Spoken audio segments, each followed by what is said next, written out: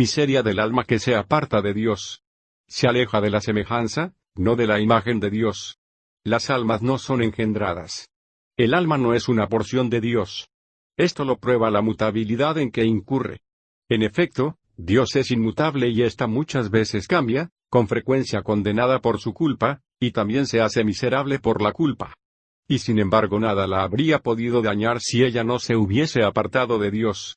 Ahora bien, se apartó cuando pecó. Por ello sufre miserable, fugitiva de Dios. Separada del uno, se derrama en muchas cosas, y se hace morbosa por su destemplanza, se hace molesta. Por todo ello los sentidos corpóreos, turbados por la memoria atormentada, se vuelven embotados, marchitos y estúpidos. De ahí sufre la carne, vienen las enfermedades, y amenaza la muerte violenta. Puesto que el hombre, apartado de Dios, y pervertido al pecar, porque está en oposición con Dios, también lo está consigo, y lleva en sí mismo la pena desde sí mismo. El alma no es formada de la materia informe, sino que recibió la forma en su creación, por lo cual fue creada a imagen y semejanza de Dios. Si se aparta de él, queda informe, porque se hace rea, se hace desemejante, y sin embargo, ni por eso se vuelve irracional, porque lleva la imagen de Dios, y por lo tanto también puede ser reformada. Pero, aunque no se quede rematada del todo por el pecado, y aunque sea comparada por su insensatez con los jumentos, no por eso se hace alma de bruto o de otro cuerpo. Porque siempre ha de tener aquel mismo cuerpo, tanto ahora como al final, con el cual fue formada una sola persona. Pero ni por eso se hace cuerpo, aun cuando quede embotada por completo. Tampoco es seccionada en partes, ni encerrada localmente. Ni es mayor por las partes mayores del cuerpo ni menor por las menores, todas idóneas para la vida. En efecto, el alma racional, que es espíritu, por muy grandes males en que esté sepultada, y donde quiera que está toda entera. No se transmite de padre a hijo, ni es una sola el alma de ambos. Dice el Señor, lo mismo que el alma del Padre, así es mía el alma del Hijo.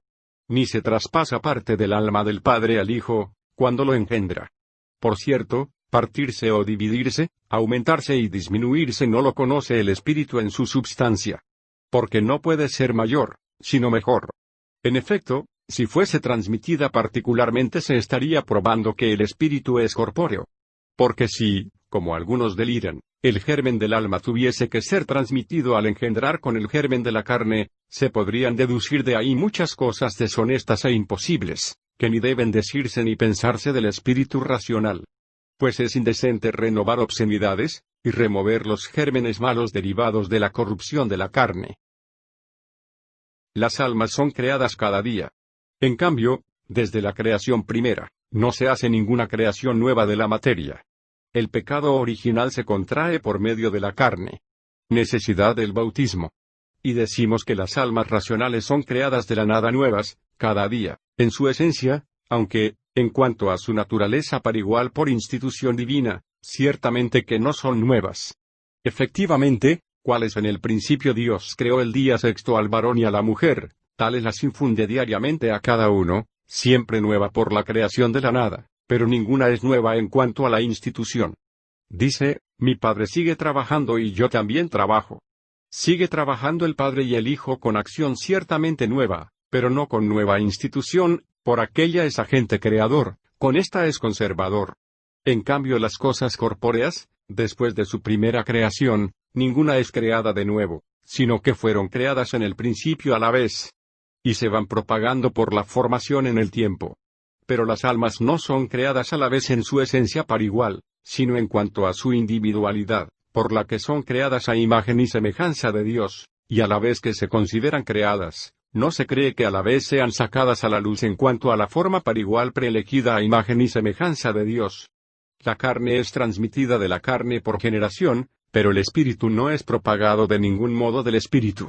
Tenemos por cierto que la carne contraída de la carne por la ley de la concupiscencia al instante es vivificada, y queda apresada con el vínculo de la culpa original, y el alma que vivifica a la carne, se ve apesgada por sus afecciones. Bajo este vínculo de pecado se ven sumergidos los párvulos, que mueren sin el remedio del pecado. En efecto contraen el pecado original no por alma, sino ciertamente por la carne, y se extiende al alma. puesto que el alma está unida de tal modo a la carne que con la carne es una sola persona. Y Dios creador hace al alma y la carne un solo individuo, un solo hombre, de donde, salvada la propiedad de una y otra naturaleza, a la carne se le añade lo que es del alma, y al alma lo que es de la carne por la unidad de la persona, no por la diversidad de la naturaleza. Y por consiguiente, lo que allí mismo es propio de cada una, se hace común de los dos, lo propio por la naturaleza, lo común por la persona. Desde entonces el alma está sujeta a la culpa original que contrae la carne, y que revierte en el alma, con la cual está unida en la persona, aunque esté dividida en la naturaleza. Por todo esto es necesario que el párvulo, mientras vive, sea renovado por el sacramento de Cristo, para que no dañe a su alma la suciedad de la carne del pecado, por la cual se ve apedreada, aún despojada del cuerpo, a no ser que mientras viva en el cuerpo, fuera expiada por el remedio saludable. Que se den prisa, pues, los adultos, que corran en favor de sí mismos, que impartan también a los párvulos los sacramentos de la fe, que reciban la fe de Cristo con los sacramentos, para que la fe de la Iglesia proteja a los párvulos renacidos en Cristo, y las obras de fe acompañen a los adultos con los sacramentos. Además, renovados estos por la gracia, todo será completado por fin en la resurrección general de tal modo que la carne misma resucite gloriosa, restituida a su alma, viva y eterna, feliz y dichosa. ¿Por qué se les da el alma a los no bautizados? ¿Qué es la naturaleza? El aliento de vida. Si se pregunta por qué Dios da las almas a aquellos a quienes sucederá la muerte sin el remedio saludable, respondemos que la institución divina por la que son creadas las cosas y la naturaleza de las cosas, ni es anulada por el pecado, ni la violencia les estorba. De ahí el que la ley de la unión carnal ni aun en los malos se ve privada de su derecho, engendran los adúlteros, los fornicarios, los profanos, en fin la institución natural no perece ni en estos tales. Porque la naturaleza, como Dios la instituyó, obra lo que es suyo propio. Si en verdad la naturaleza es una energía, y una potencia debidamente infundida en las cosas que han de ser creadas, y que atribuye su propio ser a cada una, y por la cual, siendo creada buena, cualquiera que sea mal, es juzgado porque se hace malo. Con razón pues son castigados los que abusan de las cosas lícitas. Y con razón son castigados los que intentan apropiarse las cosas ilícitas. Así Satanás perdió el cielo, lo mismo que el primer hombre perdió el paraíso, pues abusan de las cosas lícitas quienes manchan los bienes de Dios con usos prohibidos. Manchan los bienes de Dios como aquellos que con ardor libidinoso practican las obras de la cópula carnal. De estos son engendrados los hijos, cuyos cuerpos son formados, sirviendo la criatura al Creador, y son animados inspirándoles Dios el aliento de la vida. Por aliento de vida se entiende el alma humana, que no la produce ni la tierra ni el agua, sino que lo inspira Dios, por el cual son animados los sentidos corporales, de donde es mencionado el hombre creado como alma viviente. En esto y en todo obra el Omnipotente, según lo instituyó, a quien ni ayudan los bienes de nadie ni le impiden los males. A los buenos los empuja su gracia, y a los malos los atemoriza su justicia. En cuanto a nosotros, siervos suyos, cuando abusamos de los bienes del Señor, somos hallados por igual reos y miserables. Pero el mismo Señor, que sea bien de los males de sus siervos, es adorado santo y omnipotente. Él mismo es quien inspira el alma por su institución divina en el cuerpo terreno propagado desde la transmisión del pecado, usando bien de nuestra fétida prevaricación, la cual, si fuese natural, podría ser imputada al Creador.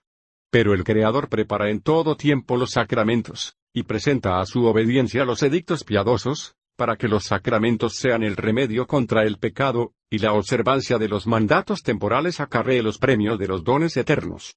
De donde, si algunos párvulos engendrados bajo el pecado mueren sin el remedio saludable, teme a la justicia de Dios, el cual no debe nada a alguien, sino que condena en cada uno el mal que no hizo en ellos, pero, si renueva a los niños con los sacramentos, admira la misericordia de Dios.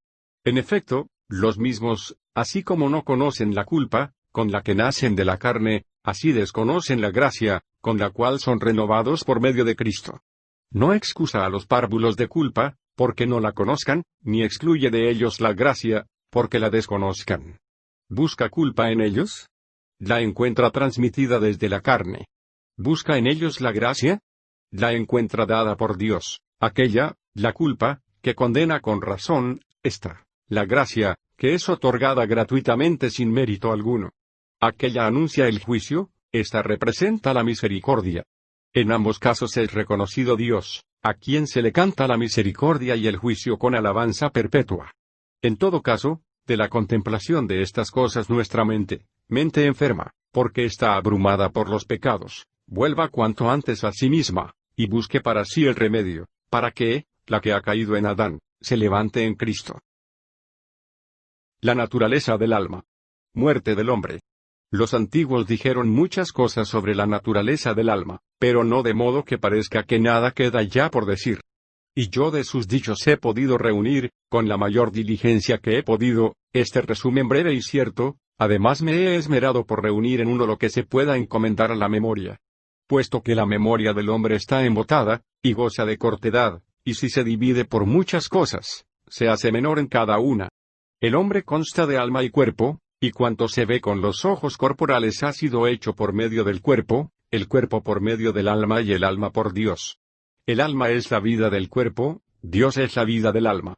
El alma es inmortal, porque carece de carne, no tiene dónde caer, para que necesite de la resurrección después de la ruina, si no hubiese caído por el pecado. Y por ello nuestra vida no perece con la muerte, sino que abandona el cuerpo, mientras que al alejarse el alma no pierde su vigor, sino que deja eso que había vivificado, y cuanto está en sí, causa la muerte de otro, que ella misma no recibe. Repito, que lo causa al no vivificar lo que había abandonado, sin perder lo que da vida. Por tanto, la muerte del hombre no es otra cosa que el ocaso de la carne, de la cual cuando se ha alejado el vigor de la potencia vivificante, vuelve a la tierra de la que fue sacada, perdidos los sentidos que no tuvo por sí misma. El alma da la vida a la carne, cuando llega, no de otro modo a como el sol da luz al día, y causa la muerte, cuando se va. Con todo, la muerte no consume las cosas unidas, sino que las divide, mientras una y otro vuelven a su origen. Y para que nadie piense que el alma es consumida por la muerte del cuerpo, escuche lo que dice el Señor en el Evangelio: no temas a los que matan el cuerpo, y no pueden matar el alma. El cuerpo se fatiga con los pensamientos del alma, el alma es afectada en el cuerpo con los dolores del cuerpo. El alma es invisible. La razón es el espejo en el cual ve a Dios. El cuerpo consta de 4 elementos. El alma ni es elemento, ni viene de los elementos, sino que es creada de la nada, y conocida de solo su Creador. Luego por todos estos elementos que en sí, esto es, en su cuerpo, ve las cosas visibles, también ve que nada de eso sea o pueda ser ella. Así que se separe, y olvide de todo lo que ve visible en sí, y que ella ve que es completamente invisible en eso que ve en sí, y sin embargo ve que ella no puede ser vista. Por último, que se eleve sobre sí, y en eso que es el espejo primero y principal de ver a Dios y creado más próximo y semejante a la imagen y semejanza de aquel, que contemple al Dios invisible. Pues esto es la misma razón, y la mente que sea de la razón, la cual fue creada a la primera semejanza de Dios, para que pueda encontrar por sí a aquel por quien fue creada y descansar dulcemente con su amor y contemplación. En realidad manifiestan a su Creador más perfectamente esas cosas que se acercan más próximamente a su semejanza. Y esta es la misma criatura racional, que con excelencia y propiedad fue creada a su semejanza, y entonces conoce y ama más prontamente a su Creador, a quien no ve, cuando ella entiende que ha sido creada a su imagen. La mente racional es la que, pensándose así, entiende y tiene su imagen nacida de sí misma, cuya imagen es su verbo. Pues el verbo de una cosa es el mismo pensamiento formado a su semejanza desde la memoria. De este modo aparece con claridad que la suprema sabiduría, cuando se habla así, entiende que engendra su semejanza consubstancial así, es decir, a su verbo. Con todo, la mente racional, porque no siempre se piensa a sí misma, y siempre se acuerda de sí, está claro que cuando se piensa así, su verbo nace de la memoria. De donde aparece que si bien se pensase así, siempre su verbo nacería de la memoria. En cambio, tratándose de la suprema sabiduría, que siempre se habla así, como siempre tiene memoria de sí, está claro que de la memoria eterna nace su verbo coeterno. Porque así como la suprema sabiduría es eterna, así tiene memoria de sí eternamente, y se entiende así eternamente, y eternamente se habla, siendo el hablar lo que el entender, Y como eternamente se habla así, eternamente su verbo está en sí mismo. Luego la mente racional que entre todas las criaturas solo ella puede remontarse hasta la investigación de la suprema sabiduría, y por lo mismo solo ella puede ir a su encuentro, que siempre ponga empeño en acordarse de ella, entenderla y amarla. Para eso fue creada, para que viva siempre, si ama siempre la vida suprema, la suprema sabiduría, la suprema esencia, a la cual debe esto mismo que es. Ahora bien, no puede amar, si no pone empeño en acordarse de ella, y entenderla. Con que haga eso para lo que fue creada, para vivir bien. Triple estado de los racionales. La energía triple del alma. ¿Qué es el alma? Dios omnipotente cuya felicidad no puede ser aumentada, porque es perfecta, ni ser disminuida, porque es eterna. Por puro amor, sin ninguna necesidad de sí creó los espíritus racionales para hacerlos partícipes de su felicidad. Pero a unos confirmó en su pureza en el cielo, y a otros por su soberbia los precipitó al infierno, a otros en fin los asoció a los cuerpos terrenos para probar su humildad y obediencia en la habitación terrena de modo que vivificasen la materia arcillosa, para el sentido de la vida. En realidad tiene en su naturaleza una cierta mutabilidad según la cual se aproxima a los cuerpos que han de ser vivificados, en la cual, por cierto, pierde no poco de su pureza. Porque, cuando son afectadas por el deleite del cuerpo, es como si contrajesen de ahí cierta corpulencia, que apesga su naturaleza más pura. Y este vicio cuanto más profundamente se adhiere a los deleites que están en los cuerpos, con tanta mayor dificultad los va a abandonar al salir de los cuerpos, porque no desaparece la pasión, aun cuando se quite la causa de la pasión, de ahí el poner todo el empeño en esta vida para limpiarse de tamaña viscosidad. Nosotros, pues, que estamos en medio de los buenos y los malos, debemos considerar con frecuencia tanto el gozo de aquellos como el suplicio de estos, y nuestra propia miseria. Puesto que nuestra alma es racional para que sepa discernir entre el bien y el mal. También es concupiscible y además irascible para que pueda amar el bien y odiar el mal. De la concupiscibilidad nace el amor, y del amor el deseo y el gozo. El amor es el deleite de algún corazón hacia algo y por algo, corriendo por medio del deseo y descansando por el gozo. Por el deseo apetecer y por el gozo disfrutar. De ninguna otra manera es bueno, cuando es bueno, el corazón humano, sino porque ama bien lo que es bueno. Ni es malo de otra manera, cuando es malo, sino porque ama bien lo que es bueno. Pues, todo lo que es bueno, pero en cuanto se ama mal, queda viciado. De la irascibilidad nace el odio. En efecto, la ira engendra odio, y del odio viene el dolor y el temor. Por ejemplo, cuando nos airamos contra nuestros pecados, y comenzamos a odiarlos, nos dolemos porque hemos pecado, y tememos las penas por los pecados. Suerte diversa de la criatura racional. Los 4 afectos del alma, ¿para qué les son dados? ¿Para qué la razón? Dios creador de todas las cosas, entre las demás y sobre las demás cosas que creó, de tal modo se dignó engrandecer más a la naturaleza racional que la hizo insigne hasta por la semejanza suya, y quiso que sea partícipe de su felicidad. Con todo, aunque el origen de esta criatura racional parezca semejante, es diversa su condición, mientras una parte suya está afirmada en la felicidad eterna, otra parte está separada con las cadenas del infierno y entregada al tártaro, guardada para los tormentos en el juicio. Además otra tercera parte unida a los cuerpos terrenos ocupa un lugar medio. Y por cierto, al principio esa misma parte media más próxima a las delicias sublimes estaba puesta en las delicias del paraíso, y ahora humillada por el reato de la desobediencia, está en el lugar de la aflicción, ya más cerca de las cosas más ínfimas. Así pues, el lugar sumo de todos esos tiene la alegría plena, el ínfimo la suma tristeza, pues allí está la felicidad plena, aquí solo la suma miseria.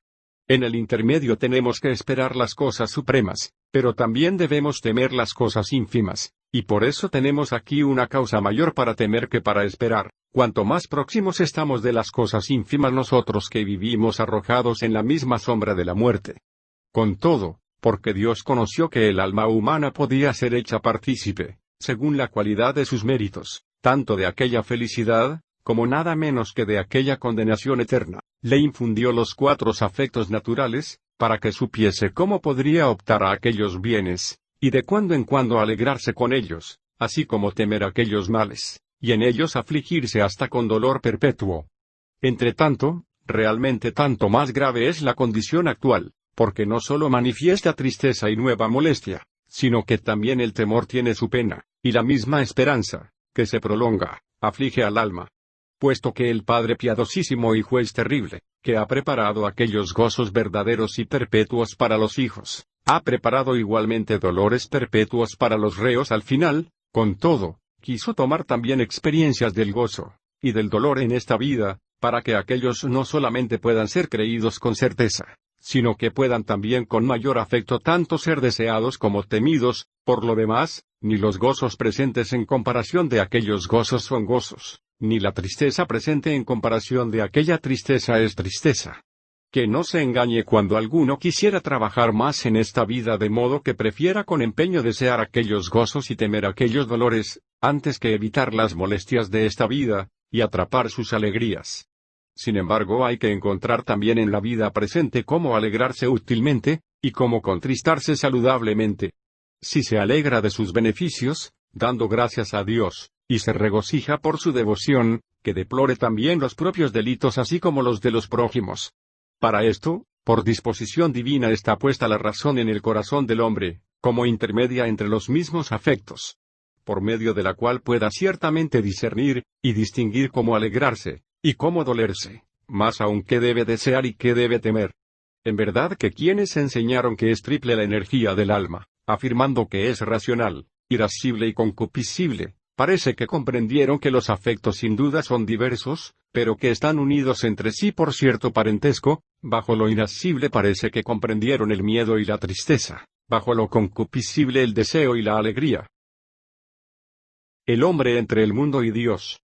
Fluctuando, pues, el alma humana entre los diversos afectos, es necesario que, tomando una posición cierta, bien en las cosas ínfimas, bien en las cosas supremas, sea perseverante ya en el gozo ya en el dolor. Dios está en lo supremo, el mundo en lo ínfimo. Dios permanece siempre en el mismo estado de su eternidad. El mundo fluye siempre inestable por el curso de su mutabilidad. El alma humana, como colocada en el medio por cierta excelencia de su condición, de una parte sobrepasa esta mutabilidad que está por debajo, y por otra parte todavía no toca aquella verdadera inmutabilidad que está junto a Dios. Pero si en esas cosas que pasan abajo se hubiese sumergido por la concupiscencia, al instante será arrastrada a través de infinitas distracciones, y se disipará dividida de algún modo por sí misma.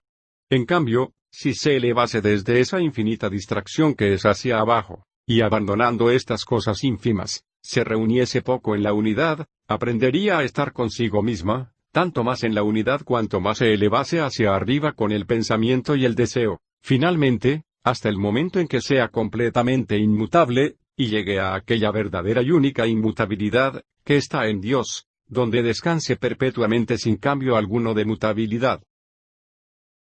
Origen de las almas. El albedrío. La elección. Creemos que las almas no existen desde el principio con los ángeles, ni que han sido creadas todas a la vez, como imagina Orígenes. Tampoco que han sido engendradas mediante unión con los cuerpos, como afirman los luciferianos, Cirilo, y algunos latinos presumidos.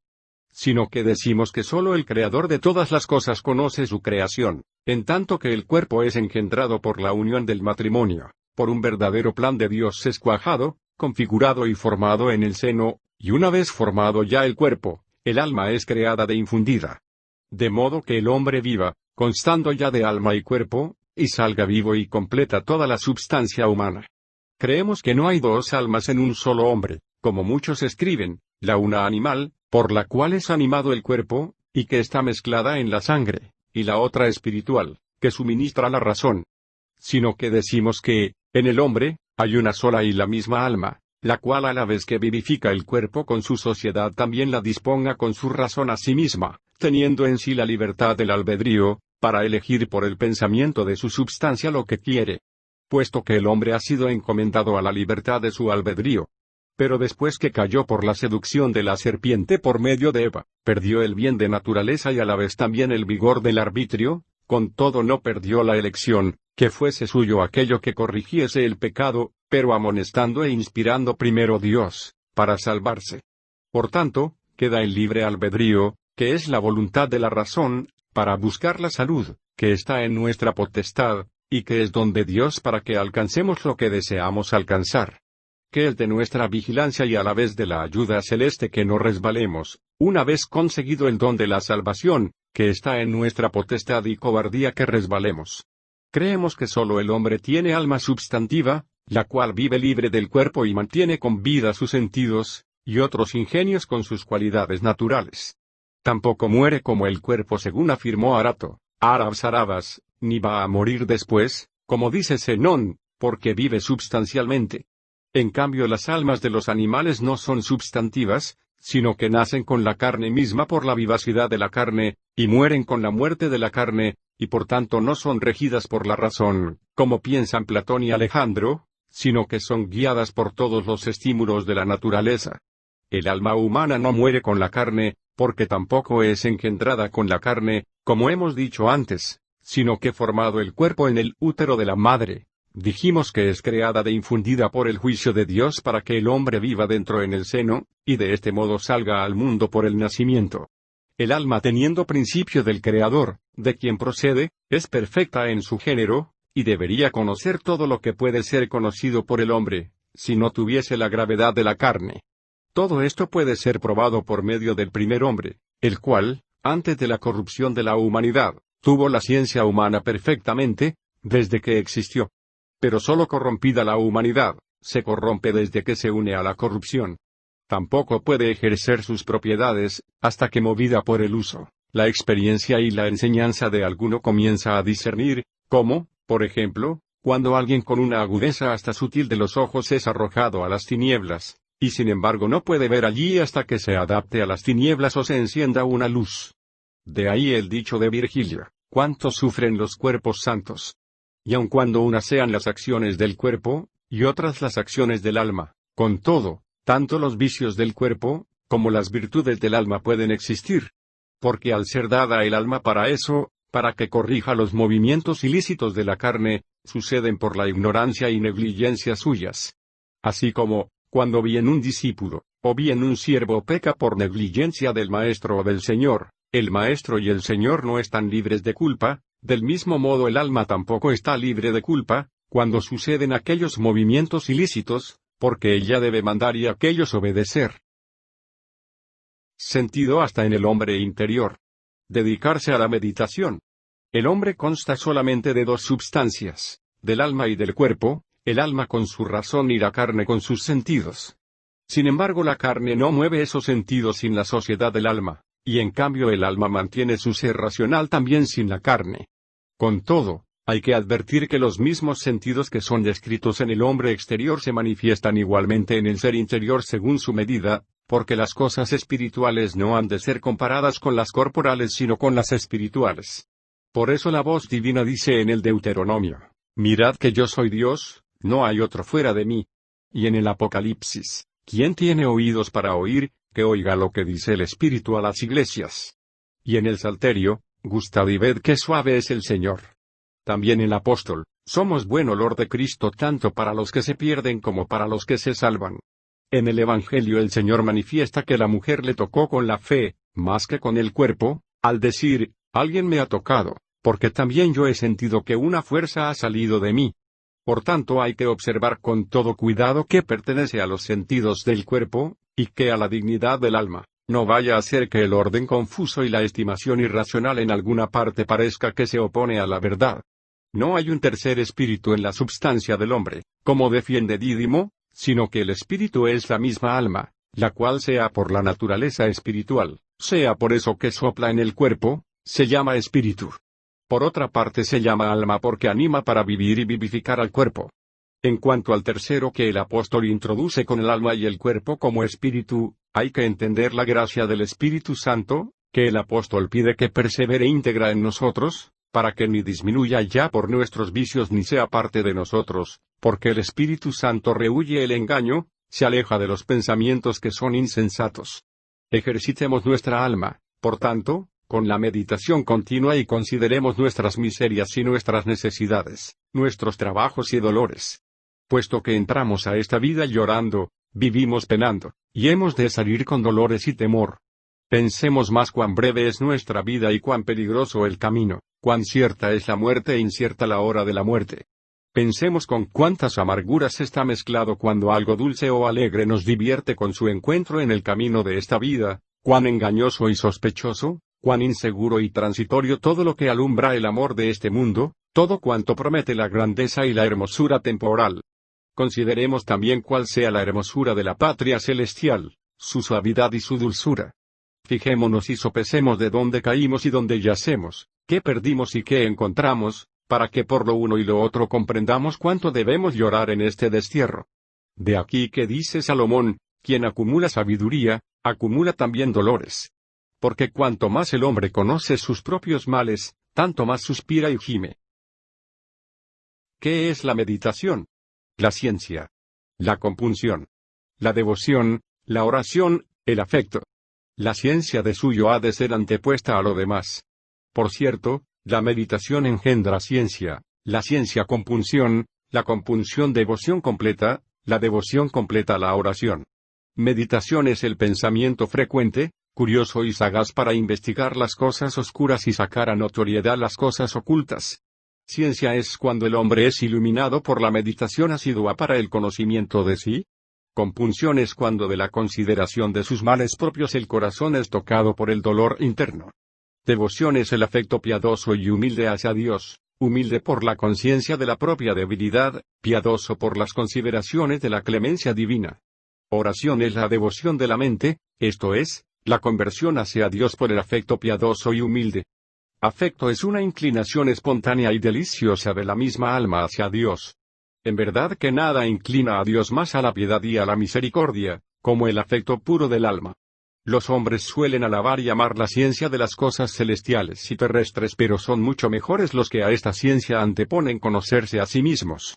Ya que es más digna de alabanza el alma, que conoce su propia miseria, que el que sin mirar atrás escruta los caminos de los astros y las naturalezas de las cosas. Y quien ya se despertó hacia Dios, excitado por el calor del Espíritu Santo, y se envileció ante sí, y queriendo y no pudiendo entrar a él, iluminándole prestamientes en sí, y se encuentra a sí misma, y reconoce que no puede contener la aflicción de aquella limpieza, le es dulce llorar y rogarle que se compadezca de sí y le quite toda la miseria. Así a este infeliz cuitado no le infla la ciencia, porque le edifica la caridad. Pues se ha propuesto saber la ciencia de la ciencia, esto es, conocerse a sí mismo y su enfermedad, más que conocer las virtudes de las hierbas y las naturalezas de los animales, y aplicando esta ciencia, añadió también el dolor, a saber, el dolor de su peregrinación por el deseo de su patria y de la visión de Dios, a quien contempla como su fin, a quien le es la gloria por los siglos de los siglos. Amén. Se duele quien está retenido en el destierro, porque está desplazado del reino. Siente dolor cuando recuerda qué y cuántas cosas malas ha hecho, cuán intolerables penas ha de sufrir por ellas. La atención y la discusión de sí. Consideraciones viciosas. No hay ciencia mejor que aquella por la cual el hombre se conoce a sí mismo. Discutamos nuestros pensamientos, palabras y obras. En realidad, ¿de qué nos aprovecha? Si investigamos con sutileza la naturaleza de todas las cosas, la llegamos a comprender y no nos conocemos a nosotros mismos. Examinemos, por tanto, ¿qué hemos hecho nosotros? Si lo hicimos como debimos hacerlo, consideremos también aquellas cosas que vamos a hacer, si son según Dios. Ya que nos es necesaria la circunspección en el examen, en la medida que tenemos experiencia de lo que hemos hecho, volvámonos más cautos para aquellas cosas que vamos a hacer. Por cierto, no pocas veces la obra que creemos haber comenzado con buena intención, tanto más pronto nos precipita en la decepción, cuanto más seguros del principio de nuestra intención no observamos el fin de la acción, y nos precipitamos imprudentes a la fosa como por camino llano, porque vemos qué hacemos, pero no atendemos que debe seguir a nuestro fin. Pues es tan ambiguo el afecto del alma que, si no es por el fin de la obra, no somos capaces de discernir la cualidad de su intención. Además necesitamos llamar a juicio cada día a nuestra vida para examinar qué hemos hecho por la noche y durante el día, y cuanto más diligentes de lo acostumbrado somos para hacer el bien, y más perseverantes de lo habitual en evitar el mal, si en alguna obra nuestra hemos sido suplantados por las insidias de nuestro enemigo. Finalmente, ¿De qué modo somos capaces de evitar por los síntomas de la decepción pasada sus engaños futuros? ¿En qué medida la tentación que sobreviene nos arrastra desprevenidos a una obra mala, o la negligencia presente nos engaña indiscretos en una obra buena? A saber, cualquiera que ejercita su corazón en este empeño, oiga lo que dice un sabio: conócete a ti mismo, conoce de dónde has venido, y a dónde vas, cómo vives, cuánto progresas o retrocedes, qué lejos estás de Dios, o qué cerca, no por intervalos locales, sino por la semejanza o la desemejanza de las costumbres. Conoce cómo eres hombre, cuya concepción es culpa, el nacimiento es miseria, el vivir castigo y el morir necesidad. Es cierto que morirás, pero es incierto el cómo, y el cuándo y el dónde. Porque la muerte te acecha en todas partes, y tú, si fueras sabio, la estarás esperando en todas partes. Atiende, pues, con solicitud a lo que haces y a lo que debes hacer. Si haces lo que debes, y no mezclas ninguna obra mala con una obra buena, si el bien que haces, lo llenas con cuanta devoción conviene, si amas el bien del otro como tuyo, si corriges el mal tuyo, como el del otro, si te apartas del mal de modo que hagas el bien. Porque hay algunos que se fijan solamente en los males que no hacen, a estos la pusilanimidad los aparta de la obra buena, para que el mal no se lo robe a escondidas. Hay otros que se fijan solo en los bienes que hacen. Estos se complacen y farolean de la obra buena de tal modo que en absoluto se aterrorizan de la mezcolanza de la maldad. Hay otros sabios para hacer cosas malas, pero que no saben hacer cosas buenas. Estos son los peores de todos, que se alegran cuando hacen el mal, y se regodean en las cosas pésimas. Hay otros que buscan a Dios por las cosas exteriores, abandonando sus cosas interiores, donde Dios es más íntimo. 3 grados de conocimiento. La dilatación de la mente. La elevación de la mente. Enajenación de la mente. La mente es espejo del hombre, pero está oscurecido por el pecado. ¿Cómo ha de ser limpiado? Volvamos, pues, a nosotros para que podamos ascender a nosotros. Supuesto que son 3 los ascensos. En el primero ascendemos de las cosas exteriores e inferiores a nosotros. Por el segundo ascendemos al corazón alto y recóndito, porque cuanto más progresamos, tanto más ascendemos. Y el que no asciende, desciende, y quien no progresa, regresa. Por el tercer ascenso ascendemos a Dios. El primer ascenso se hace por la consideración y el desprecio del mundo. En verdad, al considerar cuán caducas y transitorias son las cosas terrenas, las despreciamos, y volvemos a nosotros. El segundo ascenso es por el conocimiento y el desprecio de nosotros. Porque cuando conocernos cuán inclinados estamos al mal, y cuán inútiles para el bien, nos despreciamos y ascendemos sobre nosotros. El tercer ascenso se hace por el conocimiento y el amor de Dios. Este tercer ascenso se realiza con la dilatación de la mente, la elevación del alma y la enajenación de la mente. La dilatación de la mente es cuando vemos bajo un aspecto de la mente, y examinamos muchas cosas, bien sobre la sabiduría de Dios, bien sobre su omnipotencia, bien sobre toda su bondad. Debemos considerar con qué poder Dios creó todas las cosas de la nada, con qué sabiduría gobierna todo, y con qué benignidad dispensa todas las cosas. Que hizo todo este mundo así ordenado para los cuerpos para las almas para sí. Y por eso debemos guardar con diligencia nuestras almas, y en la medida que podamos volverlas limpias y santas a Dios, de quien recibimos tantos bienes en favor de ellas. La elevación de la mente es cuando de las cosas visibles somos llevados a las cosas invisibles. En verdad, cuando consideramos la dignidad humana, admiramos la condescendencia de Dios, que creó tan admirablemente el espíritu racional a imagen y semejanza suya. La enajenación de la mente es cuando la mente es arrebatada sobre sí. Sobre el arrebato de la mente el hombre no puede ser enseñado porque allí nada tiene suyo. En cuanto a la dilatación y la elevación de la mente sí puede ser instruida, porque allí tiene algo suyo. Por otra parte es instruida a veces por industria humana, por la revelación o inspiración divina. En cambio muchas veces en el espejo de su corazón, esto es, en la mente racional, se ve a sí misma y a Dios. Porque de tal modo ha sido creado el corazón del hombre para que el Señor habitase en él, como en su templo, y lo reflejase como en un espejo suyo, para que quien no podía ser visto en sí, apareciese visible en su imagen. Grande sobremanera es la dignidad del hombre, llevar la imagen de Dios, y ver su rostro continuamente en sí, además de tenerlo siempre presente por la contemplación. Pero después de que al pecar echamos por tierra nuestro deleite, el polvo del pecado está posado en nuestro corazón, y por eso resbalamos cayendo de aquel espejo de la contemplación interior a estas míseras tinieblas de la vida presente, donde no podemos servir dignamente a Dios, porque por la suciedad de la iniquidad y envueltos por las tinieblas de la ignorancia, no vemos ya en gran parte qué debemos hacer y evitar. Limpiemos entonces nuestro espejo del amor de la vanidad y del amor de la iniquidad, esto es, del polvo y de la suciedad, para que en él podamos vernos a nosotros y a nuestro Creador, a quien al pecar le dimos la espalda. Si en verdad estamos separados de Dios, son nuestros pecados los que nos separan de Él. Y por eso digamos con el profeta, conviértenos, Dios Salvador nuestro.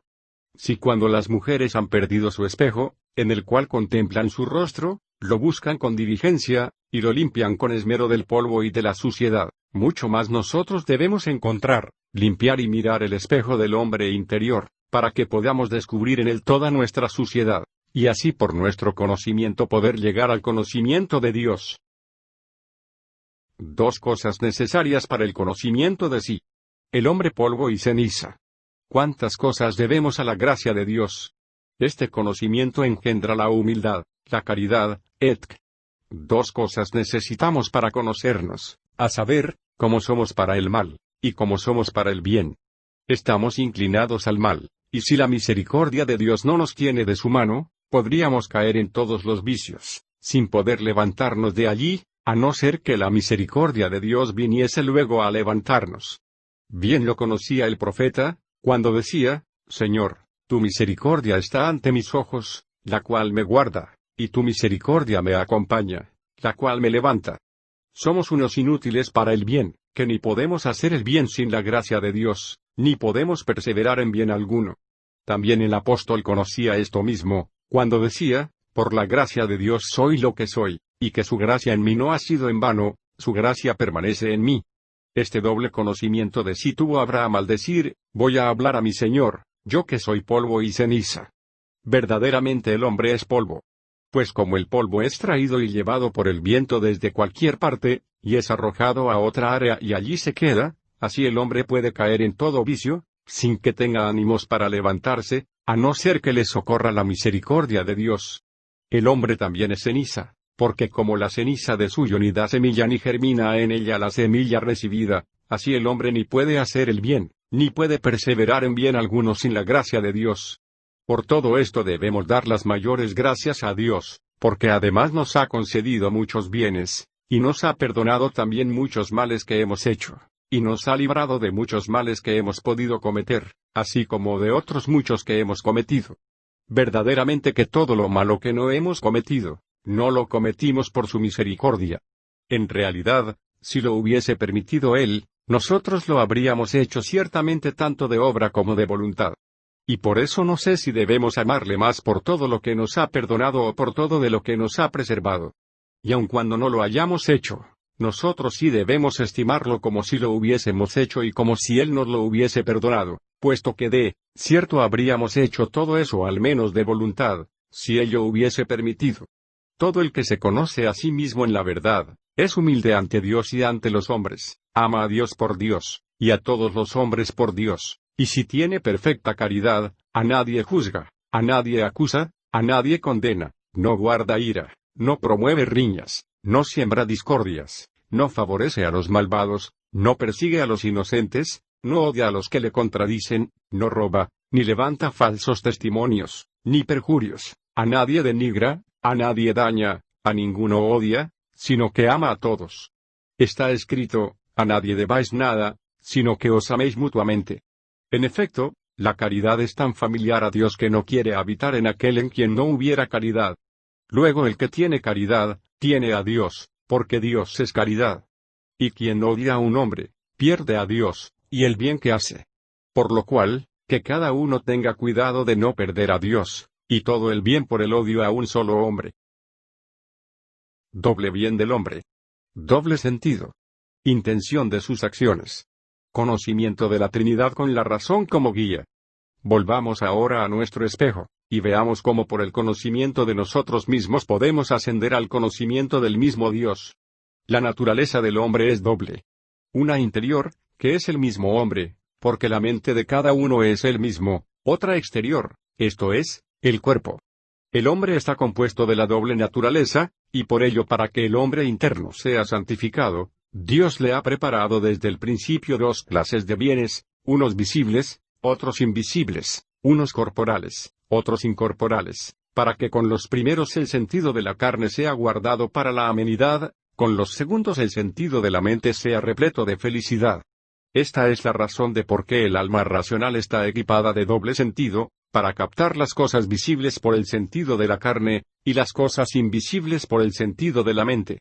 En la medida en que las cosas visibles y las invisibles la estimulan al conocimiento y al amor del Creador. Porque la intención de todas las acciones humanas debe correr a este fin, para que o bien se instaure en nosotros esa semejanza de la imagen divina, o bien se atienda y mire a la necesidad de esta vida. En cuanto a las cosas que reparan en nosotros la semejanza divina son dos, esto es, la especulación de la verdad, y el ejercicio de las virtudes, porque en esto el hombre es semejante a Dios, en que es sabio y justo. Puesto que manifiestan más perfectamente a su autor esas cosas que le aproximan más a su semejanza. Y esto es la mente racional, la que por excelencia y por propiedad fue creada a semejanza suya, y entonces conoce más pronto a su Creador, a quien no ve, cuando entiende que ella misma fue creada a su semejanza. Luego aquí se encuentra el primer vestigio de la Trinidad, cuando ella misma ha comenzado a conocer lo que era en sí misma, y de ahí ha considerado lo que existía por encima de sí misma. Pues ha visto que de sí misma nace la sabiduría que está en sí misma, y ella misma ama su sabiduría, y procede el amor desde sí misma y de su sabiduría, por lo cual se ama a sí misma engendrada de sí misma, y al permanecer en sí misma, no se separa de sí. Y aparecen los tres en uno, la mente, la sabiduría y el amor. Y de la mente es la sabiduría, y de la mente y de la sabiduría procede el amor, y surge la Trinidad, que no pierde la unidad, y a la vez son Trinidad y unidad. Esto es así en nosotros. Realmente la razón se aconseja mucho mejor con Dios, porque siendo Dios el origen de toda sabiduría, siempre ha tenido sabiduría, y siempre la amó, y porque siempre amó, siempre ha tenido el amor. Él mismo engendró la sabiduría que tiene, y siempre la tuvo con él, porque la engendrada no se separa del que la engendra, siempre es engendrada, porque es eterna, siempre es engendrada, porque es perfecta, que ni cuando es engendrada es principiante, ni cuando ha sido engendrada es cesante. El que ha engendrado es el Padre, el que es engendrado es el Hijo, y el que procede de ambos es el Espíritu Santo. El Padre no procede de ninguno, el Hijo es de solo el Padre, el Espíritu Santo es a la vez del Padre y del Hijo, y conviene que confesemos que estos tres son uno substancialmente en Dios. Pero porque el que es engendrado no pueda ser aquel por quien es engendrado, ni el que procede del que engendra y del engendrado, puede ser el que engendra, y el que es engendrado. Estamos obligados por la razón inexpugnable de la verdad a reconocer en la divinidad la Trinidad de las personas, y la unidad de la substancia, y la igualdad de la majestad. Luego el Padre y el Hijo y el amor del Padre y del Hijo son un solo Dios, y se aman con un solo amor, porque son una sola cosa. Ni es otra cosa lo que cada uno ama en el otro, que lo que cada uno ama en sí mismo. Ni es otra cosa lo que cada uno es que lo que es el otro, por eso es necesario que cada uno se ame a sí mismo, y cada uno mutuamente ame al otro. Dios Padre nos ha manifestado esta caridad y esta Trinidad, cuando por su caridad excesiva por la que nos ha amado, envió a su Hijo en semejanza de carne de pecado para salvarnos, envió también el Espíritu Santo, por quien nos adoptaría como hijos. Dio al Hijo en precio de la redención, y envió el Espíritu Santo en privilegio del amor y, finalmente, se reserva a sí mismo como heredad para los adoptados. Los nombres de la Trinidad son nombres de piedad. La felicidad de la vida eterna. El Padre, y el Hijo y el Espíritu Santo son nombres de piedad, nombres de dulzura, nombres de suavidad y de amor. En efecto, ¿qué más dulce que el Padre, y tan gran Padre, tan dulcísimo y tan misericordiosísimo? ¿Qué más suave que Jesucristo? Nuestro Salvador, todo Él es ungido, todo piadoso, todo dulce y suave. ¿Qué más amable y qué más suave y qué más santo que el Espíritu Santo? Es el mismo amor del Padre y del Hijo, por quien son santos todos cualesquiera que son santos. Considerad por tanto cuánta es esa gloria, cuán inefable la alegría, cuando vengamos a Dios Padre, y Él nos acoja en su reino como hijos y herederos, Jesucristo como hermanos y coherederos, el Espíritu Santo hará que nosotros seamos un solo espíritu con ellos, ya que Él es el vínculo indisoluble de la Trinidad y del amor. Entonces entraremos en las potencias del Señor, y veremos aquella ciudad de la cual se han dicho cosas tan gloriosas. Supuesto que la vida de aquella ciudad es reposada, la paz tranquila, la felicidad perpetua, la hermosura admirable, el aspecto laudable, el deleite concupiscible, la gloria deseable, el gozo perenne, la festividad continua, los cánticos dulcísimos. Allí están todas las cosas que convierten los corazones de todos en cierta dulzura y deleite inefable.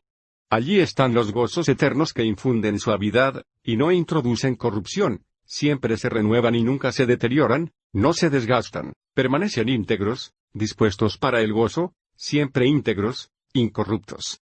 La dulzura de aquella ciudad se infunde para suavidad, la forma para deleite, la visión para gozo. Realmente, cuánta belleza hay allí, donde las formas de todas las cosas florecen sin defecto, permanecen sin cambio, están sin corrupción, son eternas sin mutabilidad. Si es tan bello hasta lo que no es bello, ¿qué será lo que bello es? Oh ciudad santa, ciudad hermosa, todo lo que hay en ti, todo es bello, suave, deleitoso, es el bien único, y todo bien está en él. Efectivamente todo cuanto puede decirse del bien, todo está allí, porque todos los bienes están en el uno y todos son uno. El amor y el deseo de este bien tan grande cuando a veces me toca, me afecta vehementemente y a la vez con suavidad, y no sé hasta qué punto y cómo me abstrae de mí mismo. Porque de repente soy renovado del todo, soy arrebatado por el afecto, atraído por el deseo, y comienzo a sentirme bien, más de lo que se pueda decir. Se regocija la conciencia, la memoria olvida todos los dolores pasados, exulta el alma, se hace claro el entendimiento, se enciende el afecto, el corazón se ilumina, los deseos se hacen encantadores.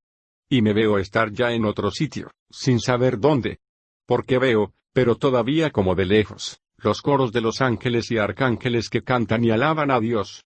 Única es pues allí la obra de todos, contemplar las maravillas de Dios, y alabarlo en sus obras. Todos contemplan, todos se alegran, todos se deleitan en Dios, cuyo aspecto es piadoso, el rostro hermoso, la palabra dulce. Es deleitable para ver, suave para poseer, dulce para disfrutar. Siempre agrada verlo, tenerlo siempre, disfrutar de él siempre, y deleitarse con él. Él mismo por sí causa placer y es su origen, basta para el mérito, basta para el premio. No hay nada que buscar fuera de él, porque se encuentra en él todo lo que se desea, y en él todo se ama. Efectivamente el bien es uno, y todo el bien está en él.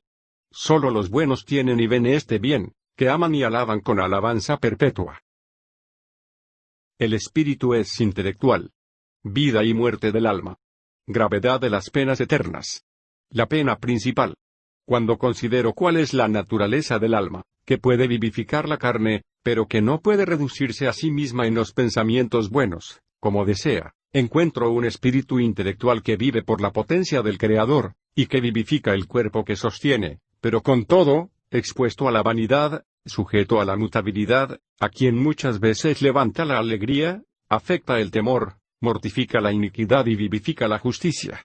Puesto que la vida del alma es Dios, y la muerte del alma es el pecado. Porque el alma que haya pecado ella morirá, en cambio la que hubiere hecho el juicio y la justicia, vivirá y no morirá. El alma es inmortal de tal manera que pueda morir, de tal manera es mortal, que no pueda morir, es mortal con la inmortalidad, y es inmortal con la mortalidad. Por todo lo cual los miserables, condenados, tienen una muerte sin muerte, un fin sin fin, un defecto sin defecto, porque hasta la muerte vivirá siempre, y el fin siempre comenzará, y el defecto nunca sabrá acabar. La muerte perecerá, y no se extinguirá, el dolor atormentará, sin que huya el pavor, la llama quemará, pero no disipará las tinieblas. En efecto, habrá oscuridad en el fuego, pavor en la oscuridad, dolor en la combustión. De ese modo los réprobos entregados a las llamas del infierno, sentirán el dolor en los suplicios, despavoridos por las angustias del dolor, y siempre tendrán que aguantar, y siempre estarán temiendo, porque vivirán atormentados siempre sin fin, vivirán sin esperanza del perdón y de la misericordia, lo cual constituye la miseria sobre toda miseria. Cierto, que después de tantos miles de años, cuantos cabellos han tenido todos los que han existido, y existirán, no tendrán jamás la esperanza de que terminarán sus penas, ni la tolerancia que les dé algún alivio, y, como ya no tienen ni tendrán esperanza alguna, desfallecen de desesperación, sin que baste jamás para terminar los tormentos. De ellos escribió Isaías: su gusano no morirá, y su fuego no se apagará. Porque ni ellos mismos se consumirán. El gusano corroerá la conciencia, el fuego quemará la carne, y, puesto que ofendieron al autor con el corazón y con el cuerpo, serán castigados conjuntamente con el corazón y con el cuerpo. El alma, al estar separada de la vida feliz, y el cuerpo sumergido en suplicios eternos, tendrán allí todo el miedo y deploración, el llanto y el dolor. Entonces en verdad el gemir no será sino llorar, porque entonces para nada servirá ya el arrepentirse. Allí está el verdugo que hiere, el gusano que corroe, el fuego que abrasa. Los pecados son descubiertos, los reos son castigados, y todo esto será perenne. Porque todo el que vaya a los tormentos, ya no saldrá más. El dolor de la combustión los atormentará por fuera, la pena de la ceguera los oscurecerá por dentro. Pero, en cambio, verán a aquellos horribilísimos monstruos de los demonios, y sus rostros espectrales. También verán los tormentos del infierno, y en medio de los tormentos a los seguidores cómplices suyos, a quienes amaron con amor desordenado contra los preceptos de Dios, hasta tal punto que sus muertes los afligirán a ellos, aumentando su condenación. Y nunca verán a Dios, lo cual es la mayor miseria de todas las miserias. En efecto, ¿quién puede decir cuánta sea la pena de no ver al Creador y Artífice de todas las cosas, al Hijo Redentor y Salvador, al Rey del cielo y tierra, y al Señor de todo el universo, por quien somos, vivimos y entendemos? Prudencia en imitar a los buenos y evitar a los malos. Meditar en los gozos eternos. Gozo mutuo de los bienaventurados. La felicidad perfecta. Ocupaciones y dotes. Por eso es necesario que nosotros consideremos en todos los sentidos y procuremos en todas partes no hacer obras malas, ni dejar de hacer las obras buenas que están mandadas, para que llenos de las obras buenas, no nos ensoberbezcamos. Porque muchos con ocasión de las virtudes, cayeron en el infierno por la soberbia. Intentemos con la mejor intención hacer el bien y evitemos con habilidad el mal. No hagamos esas cosas bajo la apariencia de bien, porque muchas veces los vicios fingen que son virtudes. Por consiguiente, todo el que se acuerde de haber cometido cosas ilícitas, ponga interés en apartarse de ellas. Y quien haya cometido cosas prohibidas, que se modere en algunas permitidas. Pero quien todavía llora su pecado, que tema cometer otros vicios, y que se reprenda a sí mismo en las cosas mínimas quien recuerda que ha faltado en las cosas grandes.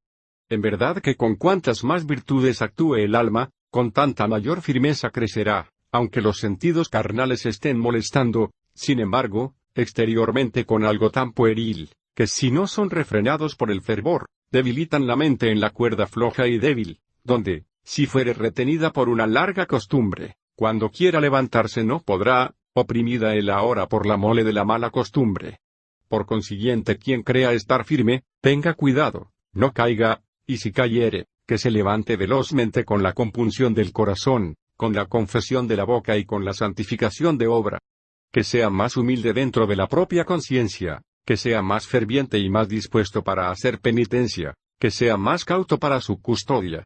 Pues quien desprecia las cosas temporales por el solo deseo de la felicidad superior, y no ama nada de este mundo, y apetece solo la patria eterna, está protegido por la gran tranquilidad del alma, en la cual el hombre tanto más puramente reconoce a Dios, cuando se encuentra él solo con él solo. Pues nada es más presente que Dios, y nada más secreto que Él.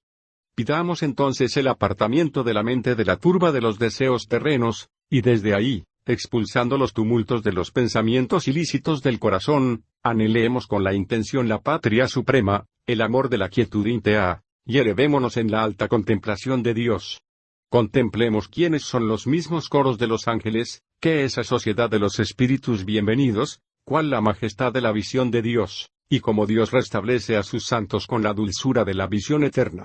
Porque en esta vida nadie puede pensar cuánta sea aquella felicidad, ver a Dios cara a cara, cuánta suavidad oír aquella melodía angélica, cuánta delectación tener la compañía de todos los santos. Efectivamente, cada uno se gozará tanto de la felicidad del otro como de su propio gozo inefable, y cuantos compañeros tendrá serán otros tantos gozos suyos. Nada veo más agradable en aquella gloria, nada encuentro más deleitable para contemplar, que el afecto del amor íntimo, por el cual cada uno amará tanto al otro como a sí mismo, y a Dios más que así y a todos los demás consigo, y Dios los amará a ellos como a sí mismo, y esto con amor perpetuo. Allí no veremos nada extraño, no amaremos nada inconveniente, no oiremos nada que ofenda nuestros oídos. Donde todo es armonioso, alegre y pacífico, puesto que todos los derechos celestiales están conformes y seguros. Allí está toda felicidad, toda suavidad, todo deleite, y toda eternidad, toda hermosura y toda dulzura. Cuanto conviene y cuanto deleita allí está, a saber, todas las riquezas y delicias, todo descanso y todo consuelo. Allí está la tranquilidad presente, la serenidad amena, la deleitación eterna, la alabanza jovial y hermosa, y el conocimiento pleno de todos los bienes. ¿Qué puede faltar allí donde está Dios a quien nada le falta? ¿Cuántos están allí? Todos son dioses, ni hace falta que uno diga al otro, reconoce al Señor. Porque todos le conocen y lo ven, todos le alaban y lo aman. Lo conocen sin error, lo ven sin fin, lo alaban sin fatiga, lo aman sin fastidio. Siempre lo ven y siempre lo desean ver, tan deseable él para verlo. Siempre lo aman, y siempre desean amarlo, tan dulce él para que sea amado. Y cuanto más lo aman, tanto más quieren amarlo, tan deleitable él para gozarlo. En esta delectación descansan llenos de Dios, llenos de toda bendición y santificación. Son bienaventurados uniéndose siempre a la bienaventuranza, son eternos contemplando siempre la eternidad, son hechos luz, siempre unidos a la luz, mirando siempre la inmutabilidad, son mudados en inmutabilidad. Con tanto mayor agrado lo miran, cuanto más dulcemente, cuyo aspecto es piadoso, cuyo rostro es hermoso y dulce la voz. Oh visión feliz ver al Rey de los ángeles en su hermosura, ver al Santo de los santos, por quien todos son santos. Verlo a él es la suma felicidad, la suma dicha, la vida eterna, y la vida bienaventurada. Felicitaciones a los piadosos que gozan de Dios. Su gozo no lo pueden narrar a los inexpertos. Alegraos y gozaos, justos, porque estáis viendo a quien habéis amado, poseéis a quien tanto tiempo habéis deseado, retenéis a quien nunca teméis perder. Por todo ello cantadle y ensalzadle, porque Él es el Señor, Dios vuestro, glorioso y magnífico, Él es la salud y la vida, el honor y la gloria, la paz y todos los bienes. ¿Cuánta paz hay allí, donde a ninguno repugna nada ni de otro ni de sí mismo, sino que el mismo Señor rige a todos y nada os puede faltar? Él dispuso para vosotros el reino, para que comáis y bebáis en la mesa de su reino. Gustad, pues, y ved cuán suave es el Señor. Es suave para ver, es suave para gustar. No se puede decir cuánto placer en el gusto, cuánta amenidad en el sabor, cuánta suavidad en el olor. No podéis comunicarnos la grandeza de tanta suavidad, vosotros, que lo experimentáis, a nosotros, que jamás hemos gustado algo igual. Como cuando alguien quisiera indicar con palabras la dulzura de la miel a uno que nunca la ha gustado, ciertamente que él no captará con los oídos la suavidad de ese sabor que nunca ha percibido con la boca, ni podrá indicar con palabras la dulzura que el gusto ha conocido con satisfacción. Deplora sus miserias. Invoca a los santos. La mutabilidad de la mente nos enseña el de dónde y el para qué. Ay miserable de mí, que nunca siento lo que sentís, ni estoy allí donde vosotros estáis. Vosotros estáis en el lugar del refrigerio de la luz y de la paz, donde vuestro ser no verá la muerte, vuestro conocer nunca tendrá error, vuestro amar jamás verá una ofensa y vuestro gozo no tendrá tristeza. En cambio yo en la región de la sombra de muerte ignoro mi fin, no sé si soy digno de amor o de odio, desconozco cuándo saldré del cuerpo. Saldré, pero no sé cuándo, y quizá este día es el último, por eso temblando y lleno de pavor espero cada día la muerte, que me amenaza por doquier, temo al diablo peligroso, que en todas partes me acecha, temo y me espanto ante la última discusión y la ira del juez severo, que me envíe por mis pecados al infierno del fuego. Y como no podéis indicarme vuestro gozo y vuestra alegría acerca de la visión de Dios, así yo tampoco puedo exponeros suficientemente las necesidades y las enfermedades que padezco, las iniquidades y los pecados que hice, las culpas y negligencias sin número que cometí, y que cada día sin parar hago de corazón, de palabra, de obra, y de casi todos los modos con que la fragilidad humana puede ofender a Dios. Por consiguiente vosotros que habéis merecido ser hechos consortes de los ciudadanos celestiales, y que gozáis de la gloria de la claridad eterna, orad por mí al Señor para que me saque de esta cárcel en que estoy retenido y encadenado. Verdaderamente la mente es ciega e inconstante, se cambia con las cualidades de esas cosas que ve, y según lo que ve, cambia su pensamiento y sentidos, y cuando se apoya en sí misma para estar de pie, se desvía de algún modo de sí misma aún sin saberlo, y es alejada con fastidio repelente de cada una de las cosas a las que tiende. Porque, cuando apetece con avidez lo que debe pensar y de repente desdeña lo pensado, es advertida que depende de otra parte, y que detenida allí no descansa. Puesto que solamente está subordinada a Dios por quien ha sido creada. Pero porque todo lo que apetece por debajo, es menor, con razón no le basta todo lo que no es Dios. De ahí viene lo que aquí y allí está disperso, y se distrae por infinidad de cosas, buscando descanso donde no lo hay. A saber, busca las cosas amenas de delectación donde descansar. Pero porque abandona al único Dios, a quien podría poseer plenamente, entonces se desparrama por muchas cosas, para saciarse al menos con la variedad, porque no puede saciarse con la cualidad de las cosas. Necesidad de que la mente se vuelva a las cosas celestiales. Gloria del cielo. Gozos de los ciudadanos celestiales. Por lo cual es necesario que recojamos nuestra mente derramada por diversas cosas, y que la centremos en el único deseo de la eternidad. En verdad que en la contemplación del Creador hemos de conseguir siempre esto, que gocemos de la única estabilidad de la mente, esto es, que, intentándolo aquí con nuestro trabajo, imitemos lo que después recibiremos gozando como premio. Pongamos, pues, empeño en afrontar nuestros años de vida con cuidado, y superar los trabajos de manera que nos sea posible disfrutar con el pensamiento y con el deseo ardiente, un tiempo, durante una hora o siquiera media, en la ciudad del Señor de las virtudes. Consideremos, también, y, en cuanto podamos, valoremos cuál sea aquella gloria, cuánta la alegría, qué solemnidades, qué veneración, qué contento el de los ciudadanos celestiales que asiduamente alaban al Señor de todo, le honran, le ofrecen sus votos, entonan el cántico nuevo, cántico de alegría, con un clamor incomparable, porque lo hacen con amor fervorosísimo, con canto inefable, con afecto admirable, con júbilo celestial, con modulación espiritual. Por cierto, Él es su verdadera comida, su saciedad plena, su morada eterna, la felicidad suma de su alegría eterna, la salvación eterna, la virtud indeficiente y la vida inmortal. Cuantas más veces medito esto, me esfuerzo en subir allí. Suspiro, me encorajino, con súplica, tiendo, allí con los deseos, la mente se une a Cristo, el corazón se deleita en Él. Allí vive, goza, contempla, ruega, y venera. Luego tanto más dulcemente, cuanto con más frecuencia, con mucha avidez, sí, pero sin fastidio alguno, tan rara es una hora, como breve la demora. Oh, si algún día en paz me durmiera, y al punto descansara en él, para habitar en la casa del Señor todos los días de mi vida. Si alguna vez podré ver a aquel tan deseable, en quien los ángeles desean mirarse para poder decir, he aquí que a quien he deseado lo veo, a quien he buscado ya lo poseo. Cuando entraré y veré el rostro del Señor, para contemplarle en la bondad de sus elegidos, para alegrarme con la alegría de su gente, para alabarle con su heredad. ¿Cuándo podré ver aquella ciudad de la cual se dijo, tus plazas, Jerusalén, serán pavimentadas con oro purísimo, y en ti se cantará el cántico de júbilo, y por todos tus barrios se cantará por todos el aleluya? Oh ciudad santa, ciudad hermosa. Te saludo de lejos, clamo a ti, te deseo.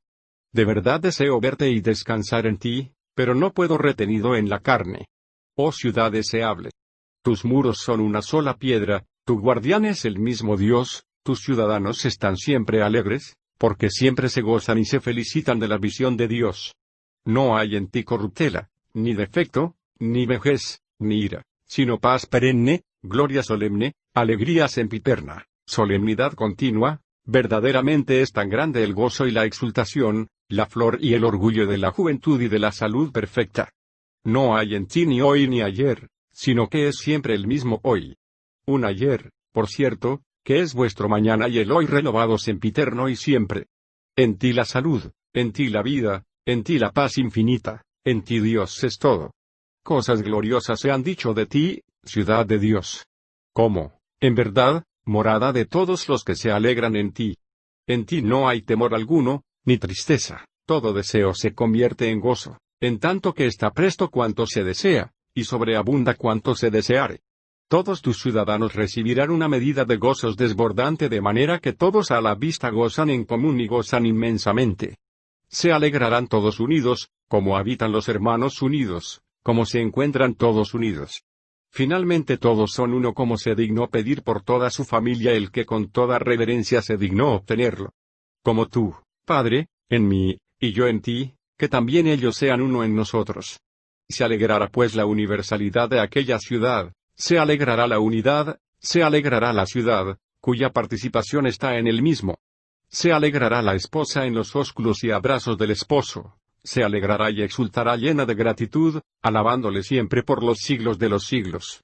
Así también se alegrará el esposo sobre la esposa y se alegrará el Señor en todas sus obras, viendo las obras que hizo y que ciertamente eran muy buenas. Se alegrará también el Padre y por medio del unigénito obtendrá muchos hijos de adopción. Se alegrará igualmente el Hijo, como primogénito entre muchos hermanos, a los que había acogido con gran consideración para la comunión de la herencia paterna. Ni complacerá menos en ellos al Espíritu Santo, por quien fueron adoptados. Se cantará además, con nuevos gozos y votos inefables, por aquellas también vecinas potestades de los ángeles, que felicitan al sumo pastor y bien supremo por haber sido encontrada y maravillosamente recogida la oveja centésima. En todo esto exulta la gloria del Padre, en todo esto exulta la voluntad del Espíritu, en todo exulta el Hijo y el cielo se llena de gozo.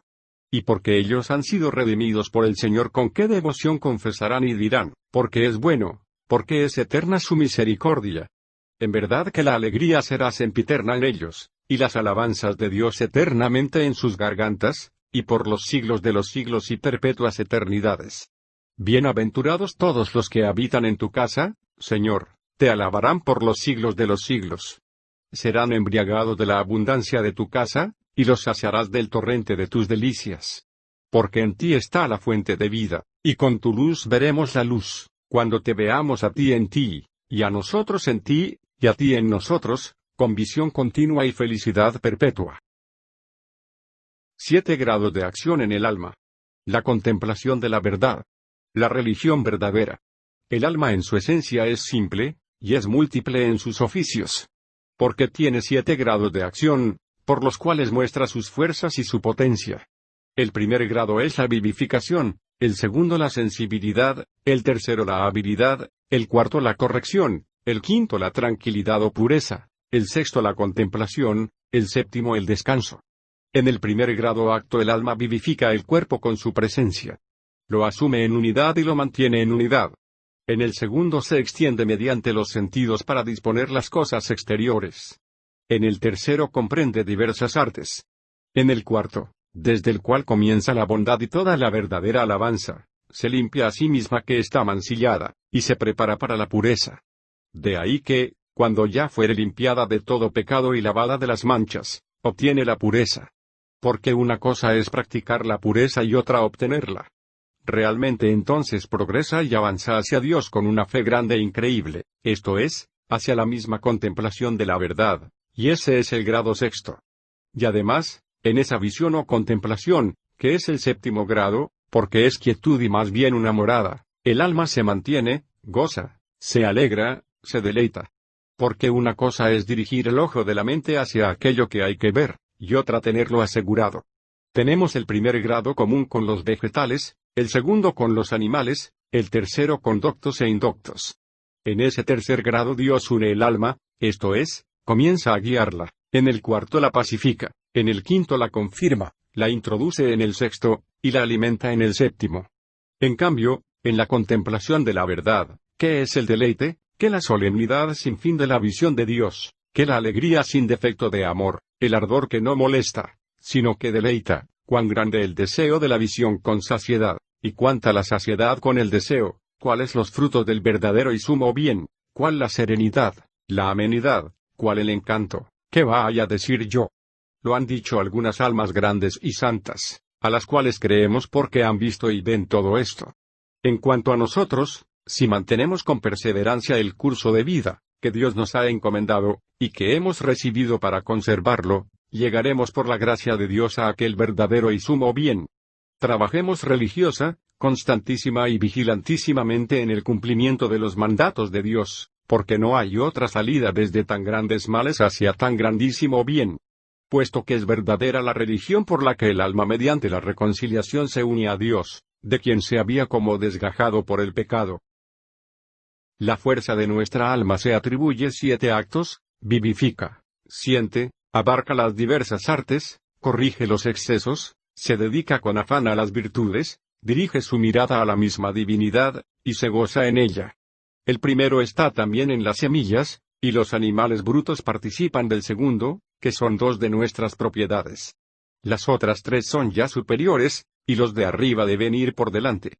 Por el primer acto vegetan los cuerpos, y crecen, de ahí proviene el vigor, la unión, la complexión, el movimiento, su estado, su forma, y cierta armonía. Por el segundo toca, ve, oye, gusta, huele, odia, ama, elige lo conveniente, evita lo contrario, cambia en los gustos, en los sueños vaga con la mente, con la memoria recuerda el pasado, previene cosas futuras, y actúa en muchísimas cosas que se hacen no por el sentido, sino por la razón. Por el tercero, repasa y ordena ingenuas y diversas artes, y todo lo que suministra tanto el ingenio como la disciplina, lo agrupa, y une a las mentes con progreso distinto. El cuarto aparta de lo ilícito y enseña a superar el arrebato de la mente. Es entonces cuando comienza a conocerse y aprende a pasar a un nuevo encanto. Aprendemos por el quinto a estar sostenido por la ley natural, y a guardarse de las cosas prohibidas por amor a la virtud y a no aprovecharse, aun sin testigos, de algunas permitidas. El sexto arrebata el alma inmaculada,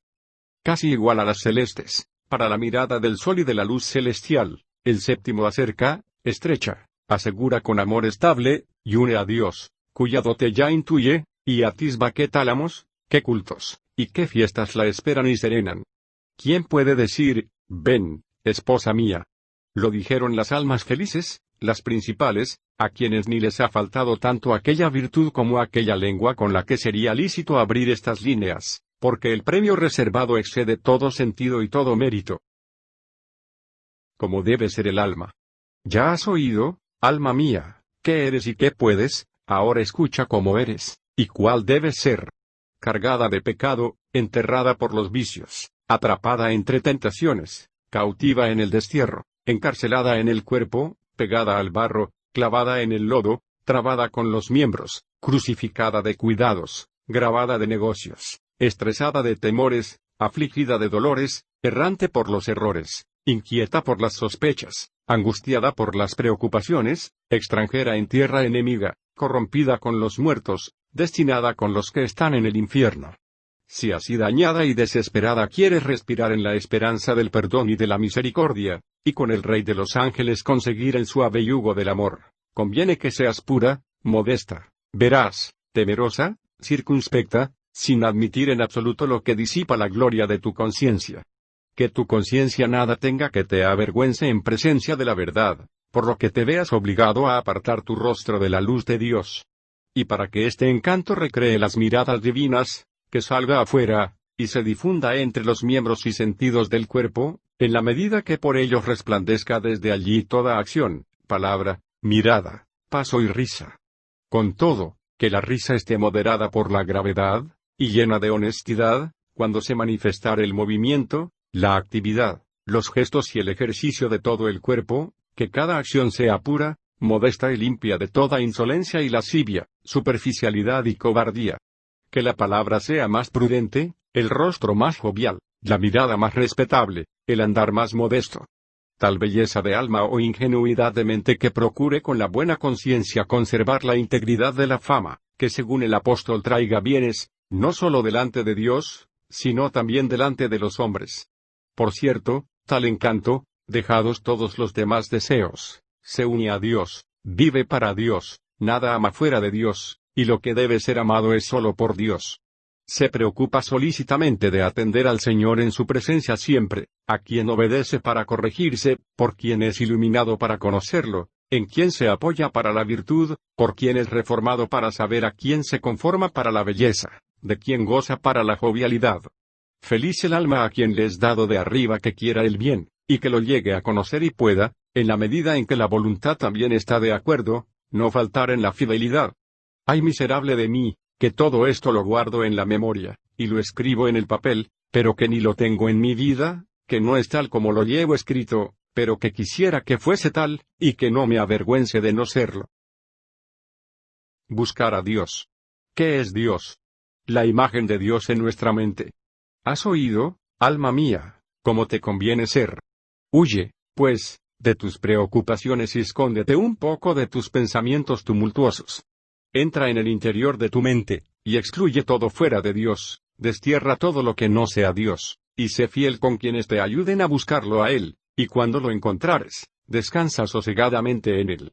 Di, pues, alma mía, dile a Dios, ¿quién eres, Señor, y cómo entenderte?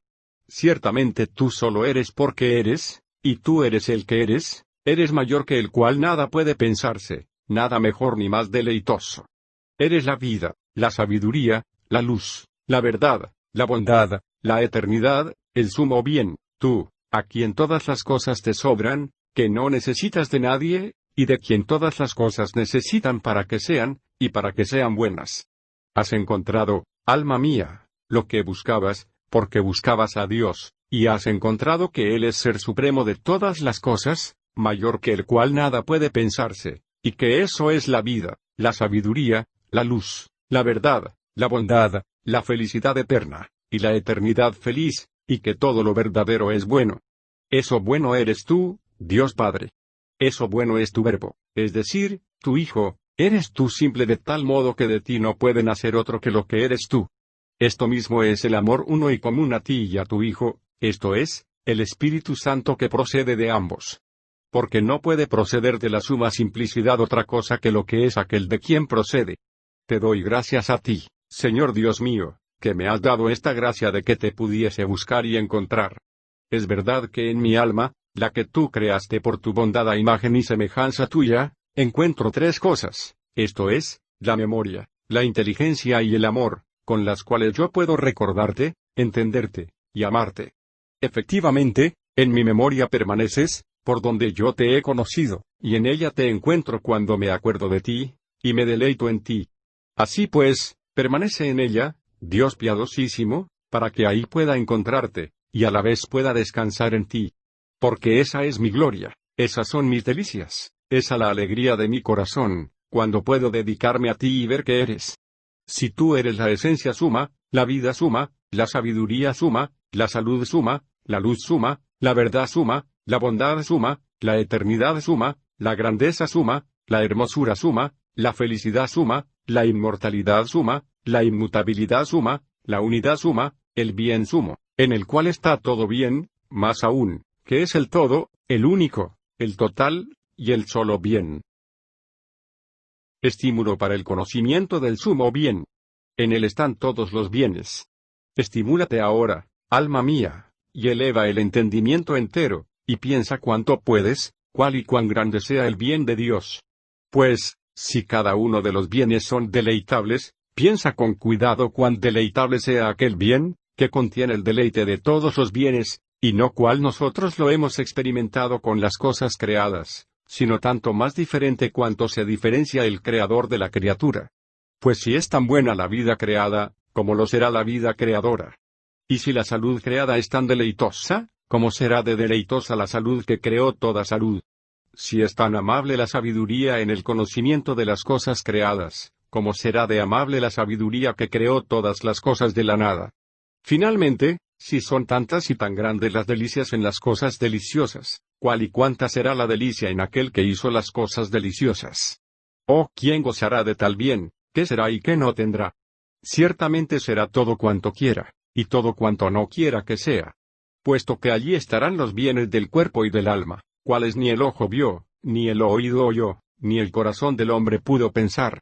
¿Por qué entonces te dispersas por tantas cosas, hombrecillo, buscando los bienes de tu alma y de tu cuerpo? Ama al único bien, en quien están todos los bienes, y te basta. Desea el bien simple, que es todo bien, y es suficiente. Porque, ¿qué amas, carne mía? ¿Qué deseas, alma mía? Allí está todo lo que amáis, allí está todo lo que deseáis. Si te deleita la hermosura, los justos brillarán como el sol. Si la rapidez o la fortaleza o la libertad del cuerpo, al que nada puede obstaculizar, serán semejantes a los ángeles de Dios. Porque se siembra el cuerpo animal, surgirá el cuerpo espiritual. Por potestad, no por naturaleza, si te deleita una vida larga, una vida saludable, allí está la eternidad sana y la sanidad eterna, porque los justos vivirán perpetuamente, y la salud de los justos viene del Señor. Si te deleita la saciedad, serán saciados cuando aparezca la gloria del Señor. Si la embriaguez, serán embriagadas de la dulzura de la casa del Señor. Si la melodía, allí los coros de los ángeles cantan a Dios sin cesar. Si cualquier placer limpio, el Señor los saciará con el torrente de las delicias de su divinidad. Si la sabiduría, todos serán discípulos de Dios, de modo que la misma sabiduría se les manifestará a sí misma. Si la amistad, amarán a Dios más que a sí mismos, y mutuamente como a sí mismos, y Dios los amará a ellos mucho más que ellos a sí mismos, porque ellos le amarán a Él y a sí mismos y entre sí por Él y ellos amará a ellos por Él. Si la concordia, todos ellos tendrán una sola y la misma voluntad, porque no tendrán sino la sola voluntad de Dios. Si la potestad, entrarán en las potencias de Dios, y serán omnipotentes de su voluntad, como Pío lo es de la suya. En efecto, como Dios puede lo que quiere por sí mismo, así podrán ellos lo que quieran por Él. Porque como ellos no querrán otra cosa que lo que quiere Él, así todo lo que ellos quieran, lo querrá Él y lo que Él quiere no podrá no ser. Si honor y riqueza, Dios constituirá a sus buenos y fieles servidores sobre muchas cosas, más aún, serán llamados hijos de Dios y dioses, y lo serán, y donde está el Hijo suyo, allí estarán también ellos. Ciertamente herederos de Dios, y coherederos con Cristo, comparece R.M. Si la verdadera seguridad, de cierto que estarán de tal manera seguros que jamás les fallará, antes bien será perpetuo tamaño bien, y por lo mismo estarán seguros de que nada perderán por propia voluntad, ni Dios amantísimo se lo quitará a sus amadores por la fuerza. En cuanto al gozo, ¿cuál y cuánto será, dónde se encuentra un bien tal y tan grande? El corazón humano, corazón indigente, corazón experimentado en trabajos, más aún, sepultado de miserias, ¿cuánto podría gozar, si aquí abundase en esas cosas? Pregunta a tu interior, a ver si puede abarcar su gozo por tanta felicidad suya. Pero ciertamente si algún otro, a quien amaras tan completamente como a ti mismo, tuviese la misma felicidad, tu gozo se duplicaría, porque no te alegrarías menos por él que por ti mismo. Y si 2 o 3 o muchos más tuviesen lo mismo, exactamente otro tanto te alegrarías por cada uno, cuanto te alegras por ti mismo, si amaras a cada uno como a ti mismo. Luego en aquella perfecta caridad de los innumerables ángeles y hombres, donde ninguno ama al otro menos que a sí mismo, el gozo será infinito. Si pues el corazón del hombre apenas podrá abarcar su gozo por tan grande bien suyo, ¿cómo va a ser capaz de tantos y tan grandes gozos en aquella felicidad perfecta? Donde cada uno amará más bien sin comparación a Dios que a sí mismo, y a todos los demás consigo, así gozará más sin medida de la felicidad de Dios que de la suya y de la de los demás consigo.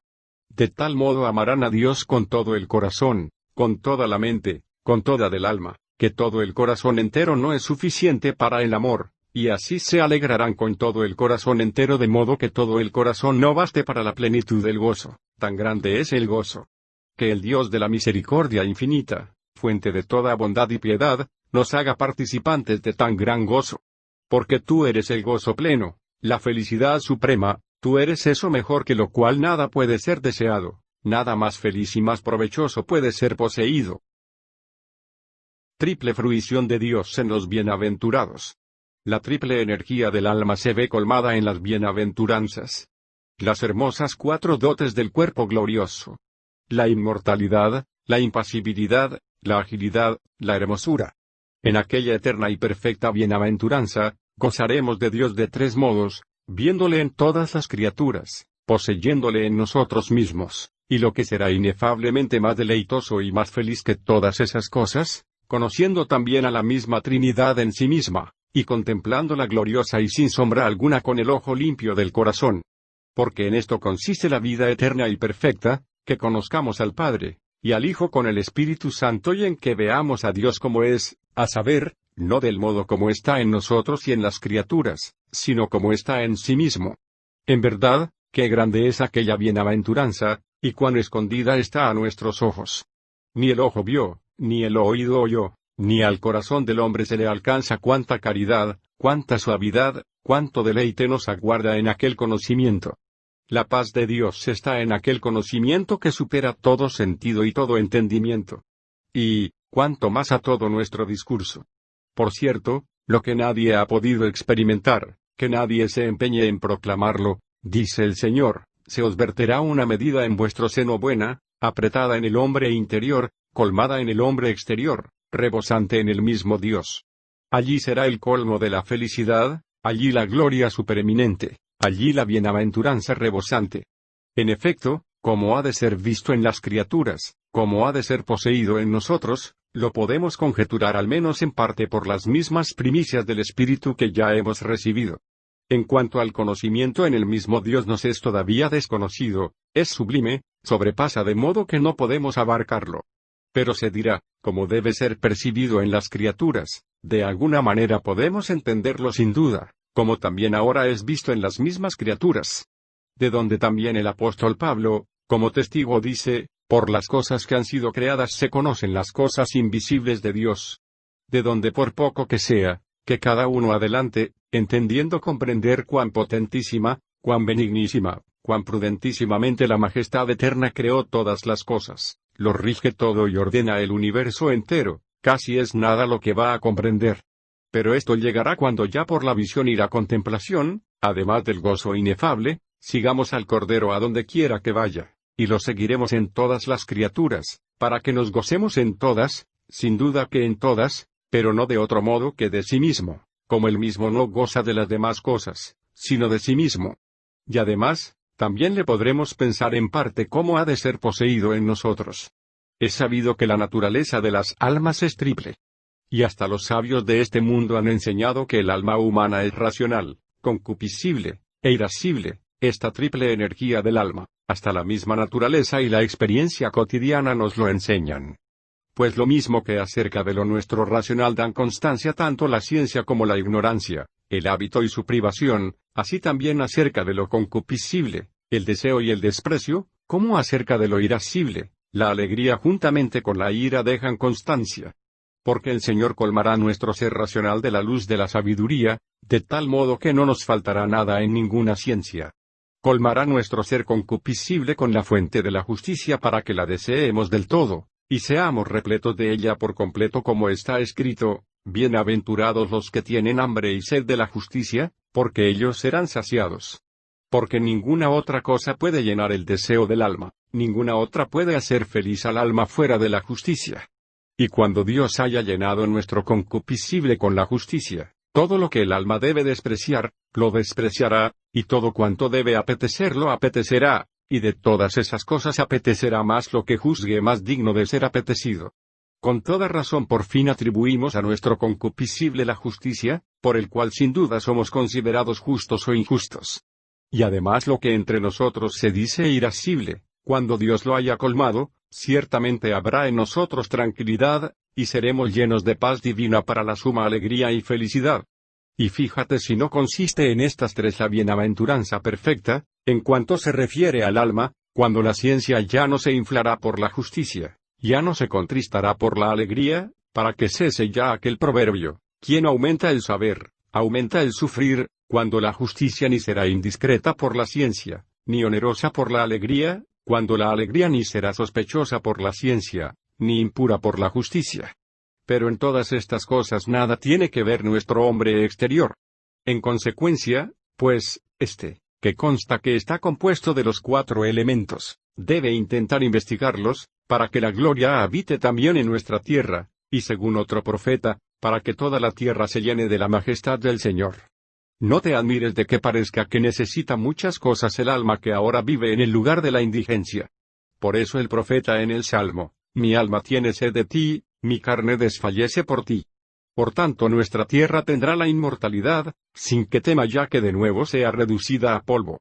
En efecto, al resucitar nuestro cuerpo, Ya no vuelve a morir, la muerte ya no tiene más dominio sobre él, pero iría a su encuentro, la muerte, si sucediera por hipótesis que tenga que vivir con las miserias y las tribulaciones de la pasibilidad presente, por la cual este cuerpo corruptible es afligido sin cesar, aunque no de una sola vez, sin excepción siempre está muriendo.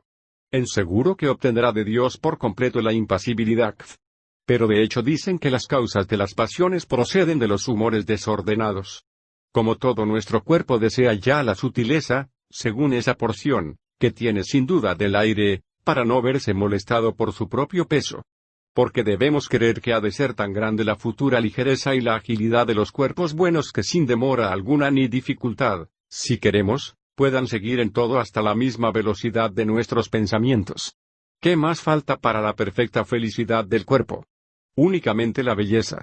Los que han de tener esa perfectísima belleza, no sin razón, la podemos atribuir a esa parte que tenemos del fuego. Porque esperanzas un Salvador, como dice el apóstol, que reformará nuestro cuerpo humilde configurado, por fin, al cuerpo de su claridad gloriosa mostrando lo que había prometido porque los justos brillarán como el sol en el reino del Padre.